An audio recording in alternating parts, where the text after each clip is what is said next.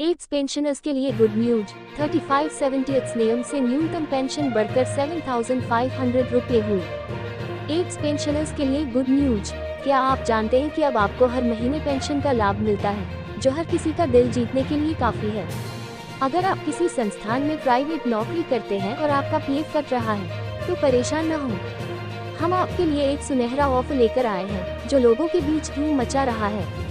EPFO PF कर्मचारियों के लिए कर्मचारी पेंशन योजना चला रहा है, जिसके जरिए आपको हर महीने एड्स पेंशन मिलने का प्रावधान है। शायद आपको पेंशन से जुड़ी चीजों के बारे में पूरी जानकारी न हो। कर्मचारी पेंशन योजना आपके बुढ़ापे का इंतजाम करती है, जहां किसी पर निर्भर रहने की जरूरत नहीं होती। रिटायरमेंट के बाद आपको हर महीने अच्छी पेंशन का लाभ मिलेगा, जो हर किसी का दिल जीतने के लिए काफी है। एड्स पेंशन पाने के लिए आपको मौजूदा नियमों को जानना होगा, जिससे सारी उलझनें खत्म हो जाएंगी। एम्प्लॉय पेंशन स्कीम से जुड़ी अहम बातें। अगर पीएफ कर्मचारी पेंशन योजना का लाभ उठाना चाहते हैं, तो उन्हें अहम बातें जाननी होंगी, जिससे सारी उलझनें खत्म हो जाएंगी। इसके साथ ही पेंशन के लिए अधिकतम सेवा 35 साल होनी चाहिए, क्योंकि 58 साल की उम्र के बाद व्यक्ति पेंशन का हकदार हो जाता है। इसके साथ ही एड्स पेंशन 1,000 रुपये है। एड्स पेंशन फंड के लिए 10 साल की सेवा जरूरी। कर्मचारी पेंशन योजना में पेंशन के लिए न्यूनतम 10 साल तक नौकरी में रहना जरूरी माना जाता है। इसके साथ ही 50 साल की उम्र के बाद और 58 साल से पहले भी पेंशन पाने का अधिकार है। अगर आप पहले पेंशन लेते हैं तो आपको कम एड्स पेंशन का लाभ मिलेगा। इसके साथ ही फॉर्म 10D भरने की जरूरत होती है।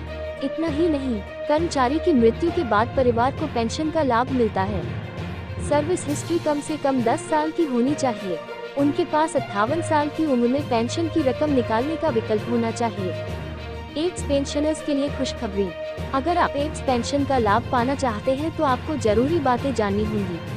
पेंशन कितनी मिलेगी, इसे लेकर असमंजस खत्म हो सकता है। इसे कैलकुलेट करने का आसान तरीका है।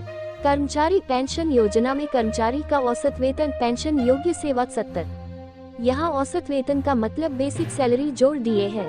एम्प्लॉय पेंशन स्कीम, इसकी गणना पिछले 12 महीनों के आधार पर की जाती है। अधिकतम एड्स पेंशन योग्य सेवा 35 साल होनी चाहिए। अधिकतम योगदान और सेवा के वर्षों पर एड्स कैलकुलेशन से पेंशन को समझें। 15,000 को 3570 से गुणा करें इक्वल 7,500 रुपये प्रति महीना। इसका मतलब है कि कर्मचारी को हर महीने अधिकतम 7,500 रुपये पेंशन मिलेगी। इसके अलावा कर्मचारी पेंशन योजना एम्प्लॉय पेंशन स्कीम में न्यूनतम 1,000 रुपये पेंशन भी मिल सकती है।